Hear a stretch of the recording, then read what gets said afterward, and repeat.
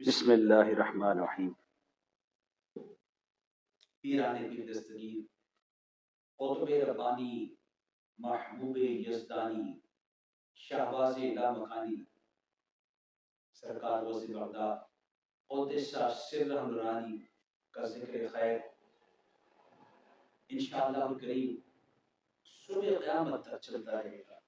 علماء، خطباء، واعظین آپ کی سیرت طیبہ پر، آپ کی کرامات پر، آپ کے علم و کمال پر، آپ کے مناقب و فضائل پر روشنی ڈالتے رہیں گے اور یہ محافل سجتی رہیں گی۔ اب یہاں اس حوالے سے کچھ لوگوں میں جو ایک کنفیوژن پائی جاتی ہے کہ بالآخر یہ کمالات ایک انسان کو کیسے حاصل ہو گئے، آخر ایسی کون سی بات تھی کہ جو اتنی کرامات آ گئی کہ جو کتابوں میں سمائی نہیں آتی۔ یعنی سرکار غوث بغداد کی کرامات پہ اگر ہم بات کرنا شروع کریں تو شاید وقت وہ ختم ہو جائے گا، لیکن آپ کی کرامات کو بیان کرنا کسی ایک بندے کی بس کی بات ایک وقت میں نہیں ناممکن ہے۔ اب اس پوائنٹ کو سمجھانے کے لیے، اس نقطے کو سمجھانے کے لیے میں سرکار غوث بغداد ہی کا قول آپ کو سناؤں گا، فتوح الغیب مع قلائد الجواہر،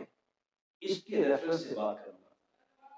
سرکار غوث بغداد، اب بات کیا ہو رہی ہے کہ بندے کو یہ کمال کب حاصل ہوتا ہے؟ پیرانے پیر دستگیر خود فرما رہے ہیں کہ بندے کو یہ کمال، یہ فضائل تب حاصل ہوتے ہیں جب بندہ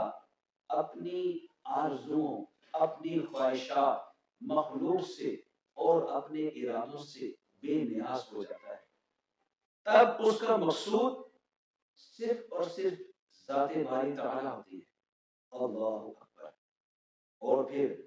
جب بندہ اس طرف بڑھتا ہے، اپنے آپ کو مخلوق سے، آرزوؤں سے، خواہشات سے، مخلوق سے بے نیاز کرتا ہے،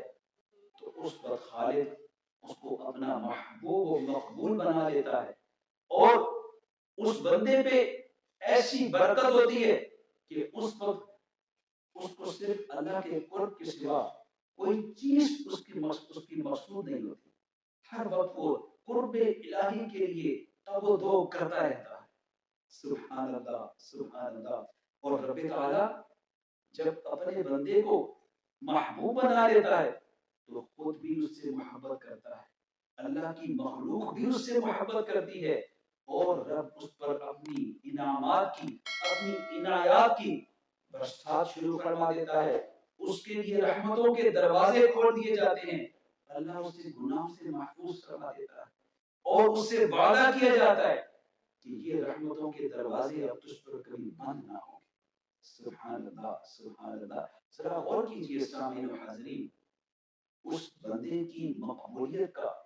اس کی محبوبیت کا کیا عالم ہوگا جب رب کائنات اس کی اداؤں کو قرآن مجید میں بیان فرماتا ہے۔ ارے اٹھا لیجئے سورہ فرقان، اٹھا لیجئے اور دیکھ لیجئے، رب خود فرماتا ہے والذین یبیتون لربہم سجدا وقیاما۔ گویا کہ اللہ اس کے قیام و سجود کو قرآن میں بیان کر کے یہ فرما رہا ہے کہ اللہ کو بندے کی ادائیں کتنی پسند ہے۔ سبحان اللہ، سبحان اللہ۔ یہ ہے وہ مقام کہ جب بندہ دیکھتا ہے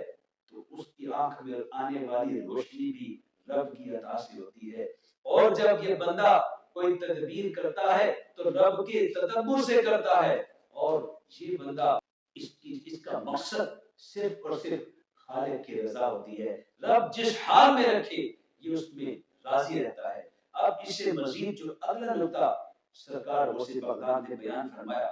بڑا ہی باریک اور بالخصوص ان لوگوں کے لیے بڑی توجہ طلب ہے جو طریقت اور شریعت کو مختلف سمجھتے ہیں۔ حالانکہ حقیقت کیا ہے، سنیے سرکار غوث بغداد کیا فرما رہے ہیں۔ آپ فرماتے ہیں کہ اگر انسان اپنی طبعی عادات کو چھوڑ کر شریعت کی اتباع کر لے تو در حقیقت یہی رستہ اس کی طریقت کے راستے کو آسان بنا دے گا۔ سبحان اللہ۔ ثابت کیا ہوا کہ طریقت شریعت کے ماتحت ہے، شریعت پہ چلے گا تو طریقت ملے گی، پھر آپ نے اس میں مزید قرآن کریم سے دلیل بھی ارشاد فرمائی سورہ حشر کی آیت نمبر 7 وما آتاکم الرسول فخذوه کہ جو اللہ کے رسول تمہیں عطا کرے وہ لے لو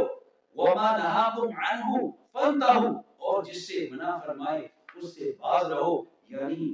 در حقیقت اگر اس کا میں لبے لبا بیان کروں تو سیدھی سی بات ہے کہ من یطیع الرسول فقد اطاع اللہ جس نے رسول اللہ کی اطاعت کی اس نے گویا اللہ کی اطاعت کی تو یہاں پہ سرکار غوث بغداد مزید ایک مشکل آسان کر رہے ہیں کہ شریعت مطہرہ کا فالوور بننا ہے آپ نے اس پہ پکے ارادے سے چلنا ہے اتباع کرنی ہے تو بہت آسان طریقہ ہے اتباع مصطفیٰ کرنا سبحان اللہ سبحان اللہ سبحان اللہ یہ ہے تعلیمات غوث بغداد اور یہ ہے وہ طریقہ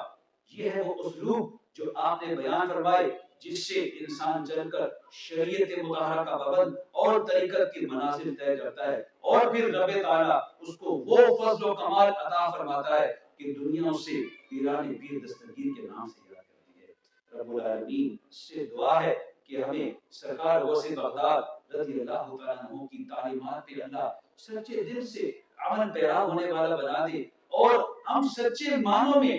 عاشق غوث اعظم بن جائیں صرف نعروں کی حد تک نہ رہیں صرف لنگر کھانے کی حد تک نہ رہیں بلکہ سرکار غوث بغداد کی یہ جو تعلیمات ہیں یعنی اتباع شریعت اور پھر طریقت کی راہ پہ چلنا تو ہم کاش کہ ہم اس کو سچے معنوں میں اپنائیں اللہ رب العالمین ہمارا حامی و ناصر ہو آمین بجائے خاتم النبی